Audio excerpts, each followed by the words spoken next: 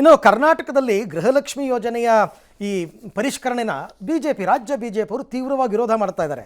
ಆದರೆ ಮಹಾರಾಷ್ಟ್ರದಲ್ಲಿ ಅವರದೇ ಸರ್ಕಾರ ಇದೆಯಲ್ಲ, ಅಲ್ಲಿ ಅವರು ಲಾಡ್ಕಿ ಬಹೀನ್ ಯೋಜನೆಯ ಪರಿಷ್ಕರಣೆಯನ್ನು ಮಾಡ್ತಾ ಇದ್ದಾರೆ. 92 ಲಕ್ಷ ಮಹಿಳೆಯರನ್ನು ಯೋಜನೆಯಿಂದ ಅಲ್ಲಿ ಕೈಬಿಟ್ಟಿದ್ದಾರೆ. ಗರಿಷ್ಠ 2.43 ಕೋಟಿ ಫಲಾನುಭವಿಗಳ ಪೈಕಿ 38% ಡಿಲೀಟ್ ಆಗಿದೆ. RTI ದಾಖಲೆಗಳ ಪ್ರಕಾರ ಅದೇ KYC ಮಾಡಿ ವಾರ್ಷಿಕ ಆದಾಯ, ಸರ್ಕಾರಿ ನೌಕರರು, ಒಂದೇ ಕುಟುಂಬದ 2 ಫಲಾನುಭವಿಗಳು ಎಲ್ಲರನ್ನ ಮಾಡಿ ಕೈ ಬಿಟ್ಟಿದ್ದಾರೆ. ಈ ಮಧ್ಯೆ ರಾಹುಲ್ ಗಾಂಧಿ ವಿದೇಶ ಪ್ರವಾಸದ ಬಗ್ಗೆ ಬಿಜೆಪಿ IT ವಿಭಾಗದ ಮುಖ್ಯಸ್ಥ ಅಮಿತ್ ಮಾಳವಿಯ ಅವರು ಮತ್ತೆ ಪ್ರಶ್ನೆ ಮಾಡಿದ್ದಾರೆ.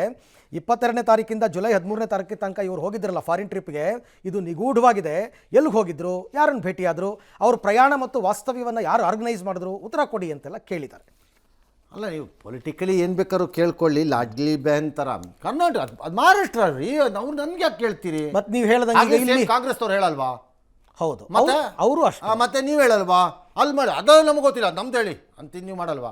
ಅಲ್ಲೊಂದು ಇಲ್ಲೊಂದು ಮಾಡಲ್ವಾ ನೀವು? ಹೌದು, ಎಷ್ಟು ಸರಿ ತೋರಿಸ್ಲಿ ನಿಮಗೆ?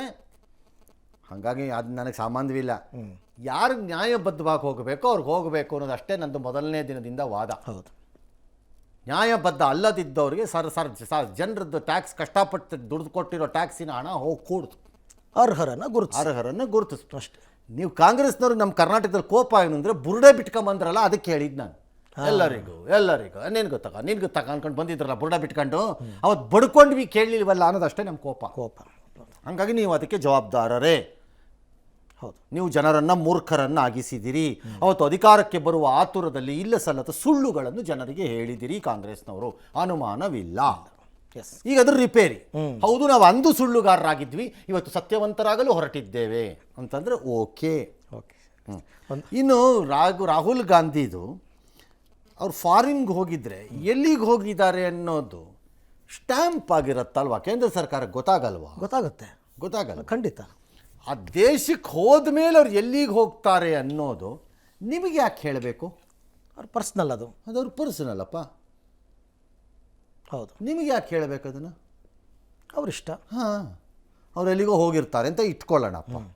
ಯಾವುದೊಂದು ದೇವಸ್ಥಾನಕ್ಕೆ ಹೋಗಿ ಪೂಜೆ ಮಾಡ್ಕೊಂಬಂದ್ರು ಅಂತ ಇಟ್ಕೊಳ್ಳೋಣಪ್ಪ. ಸುಮ್ಮನೆ ಹೋಗಿರಲ್ಲ ಅವರು, ಬೇರೆ ವಿಚಾರ. ಇಟ್ಕೊಳ್ಳೋಣಪ್ಪ.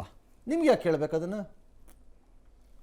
BJP ಲೀಡ್ರ್ಗಳಿಗೆ ಯಾರು ಟೂರ್ ಹೋಗ್ತಿರಲ್ಲ, ಫ್ರಾನ್ಸ್ಗೆ, ಪ್ಯಾರಿಸ್ಗೆ, ಇನ್ನೊಂದು ಕಡೆ ಎಲ್ಲೆಲ್ಲಿ ಹೋಗಿದ್ರಿ ಅಂತ ಹೇಳ್ತೀರಾ ನೀವು? ಇಲ್ಲ, ನನಗೇನು ಹಂಗೆ ಅನ್ಸಲ್ಲಪ್ಪ. ಅವ್ರು ಯಾವ ದೇಶಕ್ಕೆ ಹೋಗಿದ್ದಾರೆ ಅನ್ನೋದು ನಿಮಗೆ ಗೊತ್ತೇ ಇರುತ್ತಪ್ಪ. ಸ್ಟ್ಯಾಂಪ್ ಆಗಲ್ವಾ ಪಾಸ್ಪೋರ್ಟಲ್ಲಿ? ಏನು ಪುಕಟೆ ಹೋಗ್ಬಿಡ್ತಾರ ಹಂಗೇನೆ? ಒಂದು ವಿರಾಮ ತಗೊಂಡು